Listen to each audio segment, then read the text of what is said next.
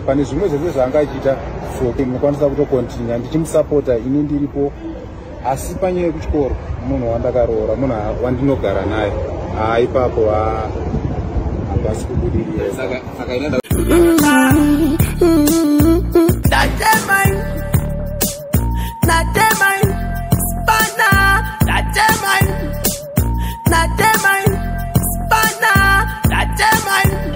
Makadi muri yeZimbabwe kwese kwamungadai muri, kusangana zvekare kwatiri kuita pano pandinokupai nhau dziri kuitika munyika yedu yeZimbabwe, nhau dziri dzechokwadi pasina kutapudza kana kuwedzera. Yandakakubatirai ndiye musikana anonzi Bhayibhiti, uye ari kunetsa mumastreets esocial media nekunge arovana nemumwe wake, achibva azotorwawo nevakamutora kubva kumusha kusvika zuva rinonzi nhasi. Pazobuda murume wacho achiti no, munhu wamuri kubatsira uyu ane murume ende anofanira kutanga achidzokawo kumba nekuti nguva yaagarisa ari kunoku yareba. Izvo zvazokonzera kuti mai vanga vachibatsira Bhayibhiti vagumbuke kana kuti vatsamwe zvekuti handichakwanise kumubatsira.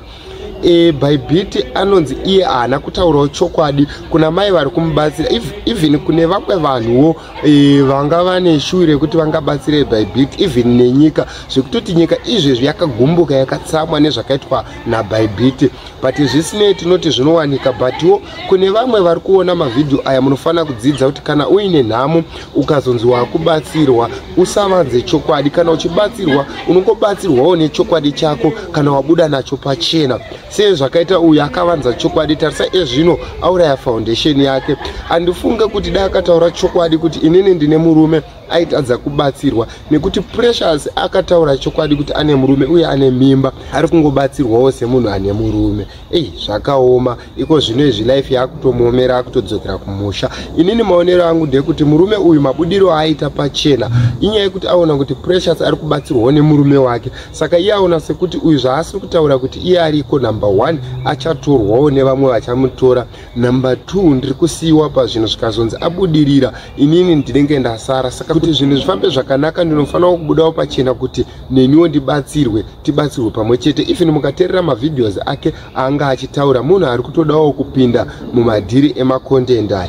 Saka iye kuya kwaaita haana kuziva kuti ari kutokanganisa zvinhu, nekuti vanhu ava havana kunge vataura chokwadi kubva pakutanga. Munhu wese kana achibatsira munhu hazvinakidze kuti ubatsire munhu asingakubudire pachena, nekuti munhu iyeye anogona kungokubira.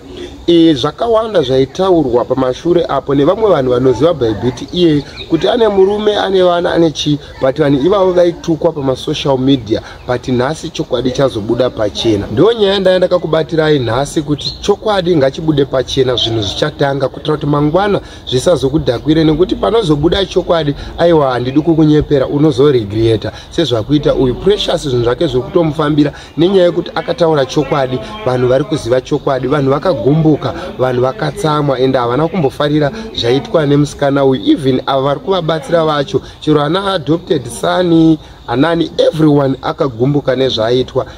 Zvakaoma. Aiwa, tinongotiwo zvinoitika muupenyu, achaonawo zvichamubudiririsa kumberi. Murume uyu akanganisa nemakuriro akaita murume uyu, apa murume wemunhu. Zvakaoma.